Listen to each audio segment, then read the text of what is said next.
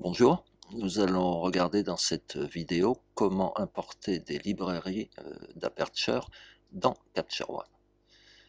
Aperture nous propose deux types de librairies, comme d'ailleurs Capture One nous propose deux types de catalogues. Donc nous avons une librairie référencée, ce qui est le cas ici. Une librairie référencée signifie que les originaux sont stockés à l'extérieur de la librairie et Aperture va donc simplement pointer vers les originaux sur un disque externe par exemple. Le deuxième cas sera une librairie gérée, c'est-à-dire que les originaux seront stockés à l'intérieur de la librairie et donc ceci nous donne des librairies assez volumineuses. Très bien. Il faut savoir, avant d'importer la librairie d'Aperture, que Capture One n'importera pas les photos qui sont déconnectées. C'est-à-dire qu'il va falloir s'assurer maintenant, depuis Aperture, que toutes les photos sont en ligne. Donc comment allons-nous faire ça? Eh bien, le plus simple va être de cliquer sur l'album photo, ici. Voilà. Donc toutes les photos sont maintenant visibles. Il faut contrôler ici que tout est affiché, que vous n'avez pas filtré par étoile par exemple. Maintenant j'aimerais trouver les photos qui sont déconnectées, donc nous pouvons voir dans Aperture ici il y a un petit trait rouge sur les photos qui sont déconnectées. Donc nous avons des photos déconnectées et nous avons des photos connectées.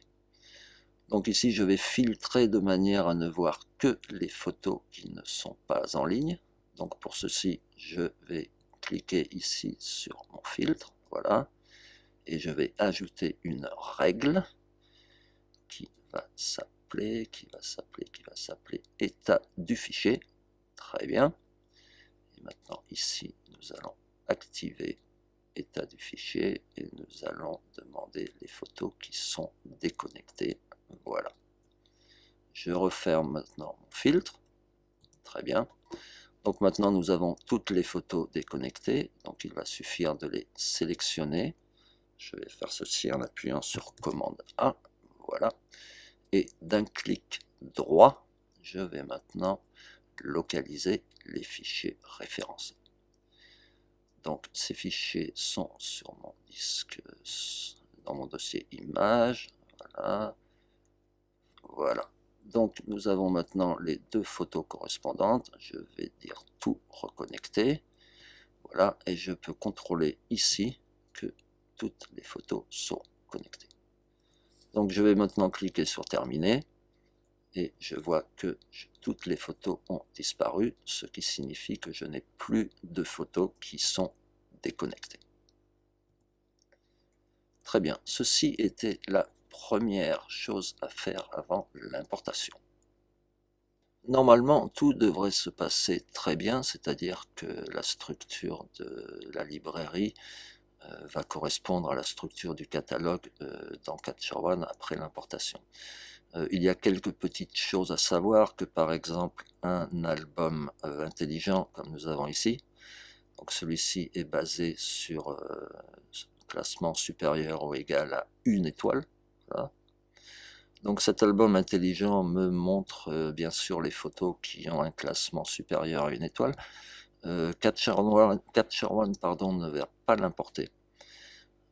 Donc deux solutions: ou vous transportez maintenant depuis Aperture les photos de l'album intelligent dans un album classique comme ceci par exemple, ou alors vous laissez tomber cet album intelligent et il va être facile dans Capture One de recréer la même chose, étant donné que les photos qui sont à l'intérieur de l'album intelligent font partie du projet ici Buenos Aires, donc font partie de ces photos. Donc les photos ne disparaîtront pas si l'album intelligent disparaît. Voilà. Autre petite chose à savoir, Aperture ne va pas importer les fichiers PSD, c'est-à-dire Photoshop. Ceci ne veut pas dire qu'il ne peut pas importer des fichiers avec des couches, mais il va falloir dans Photoshop archiver ces fichiers PSD en TIFF avec des couches. Donc à ce moment-là, il sera possible de les importer dans Capture One. Très bien.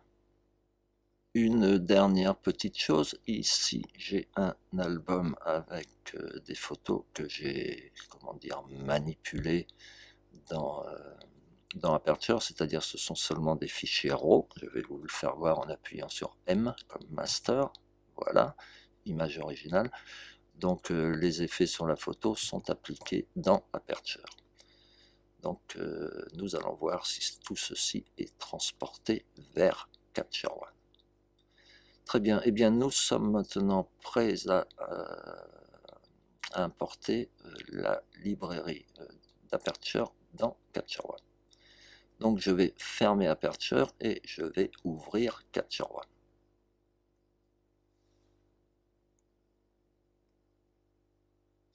Et bien maintenant, je viens d'ouvrir Capture One. La première chose à faire avant d'importer le catalogue d'Aperture, eh bien ça va être de créer un nouveau catalogue.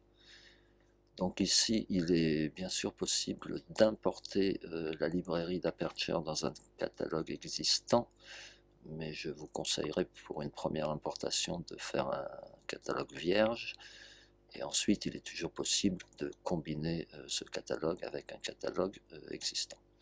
Donc, nouveau catalogue, je vais l'appeler catalogue référencé.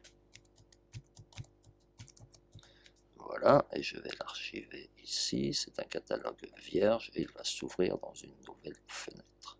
Très bien. Donc le catalogue apparaît maintenant. Je vais le mettre à la taille. Très bien. Donc maintenant, je ne vais bien sûr pas cliquer sur importer les images, mais je vais de nouveau du menu fichier, pardon. Et bien cette fois-ci, je vais importer le catalogue et je vais importer une librairie d'Aperture. Pour l'instant, nous travaillons avec la librairie référencée qui est ici, voilà, et je vais l'ouvrir. Donc tout ceci va se passer relativement vite. Nous avons la fenêtre d'activité ici, qui nous permet de suivre le déroulement des opérations. Donc l'importation est presque terminée, voilà. Bien, importation du catalogue terminée, et comme nous pouvons constater ici, il n'y a pas de fichier incompatible et il n'y a pas de fichier hors ligne. Très bien. Donc je vais cliquer sur OK. Nous allons maintenant comparer la structure de la librairie importée dans le catalogue de Capture One avec la structure originale dans Aperture. Donc, eh bien, ici, nous avons dans Capture One les collections utilisateurs. Donc, c'est ici que notre librairie a été importée. Voilà, je vais cliquer pour l'ouvrir. Bien. Donc, nous voyons, nous avons différents albums, projets et dossiers. Et ici, nous avons par contre un panneau qui n'existe pas dans Aperture, qui est le panneau dossier. Eh bien, si je clique ici, voilà, nous voyons ici photo originale. Et bien, ici, nous sommes sur notre disque dur. C'est-à-dire que toutes les manipulations que vous ferez dans ce panneau seront répercutées sur le disque. Donc, attention. Voilà. Eh bien, j'ai en fond Aperture, donc nous allons voir pour essayer de comparer la structure de la librairie. Donc dans Aperture, nous avons ici Argentine, tout à fait comme dans Capture One. Ensuite, nous avons nos deux projets et nous avons, pour terminer, l'album Art Effect. Eh bien, l'album Art Effect ici, qui nous fait voir quelques photos, est apparemment vide dans Capture One. Vous voyez, il n'y a pas de numéro. Donc, je vais cliquer ici. Voilà. Aucune image dans la collection. Pourquoi? Eh bien, ceci est dû au fait que les photos que j'ai corrigées dans Aperture, eh bien, n'ont pas été transférées, c'est-à-dire les photos originales sont transférées, mais la variante avec les corrections n'a pas été transférée Ceci est dû à des corrections qui ne sont pas compatibles avec Capture One. Y a-t-il une solution? Eh bien, la seule solution, ça serait depuis Aperture, ici, eh bien, simplement d'exporter ces photos, voilà, comme copie de travail dans un format, par exemple, TIFF, qu'il est possible ensuite d'importer dans le catalogue de Capture One. Je vais remettre Aperture en place. Voilà. Au niveau de la structure, donc, c'est tout à fait semblable, mais il y a quand même une petite différence. Ceci est dû au mystère de l'importation entre les deux programmes. Ici, j'ai un projet, disons, qui s'appelle Buenos Aires, voilà, qui contient, comme nous voyons ici, 265 images. Et ici, j'ai un album qui lui aussi contient 265 images et qui sont exactement les mêmes que Buenos Aires. Donc pour faire un petit peu le ménage dans mes dossiers, je vais ici faire un clic droit et supprimer l'album. Donc détruire, supprimer cette collection détruira également les sous-collections. Ceci est seulement un album, comme je l'appellerai, donc il peut se supprimer sans aucun problème. Voilà, supprimer. Et nous voyons, si je clique sur le projet, nous avons toujours 265 images. Pour Cordoba, eh bien, nous avons de la même manière Cordoba Image et Corbora. Eh bien, nous allons ici supprimer cet album. Voilà, supprimer l'album, nouvel avertissement, supprimer.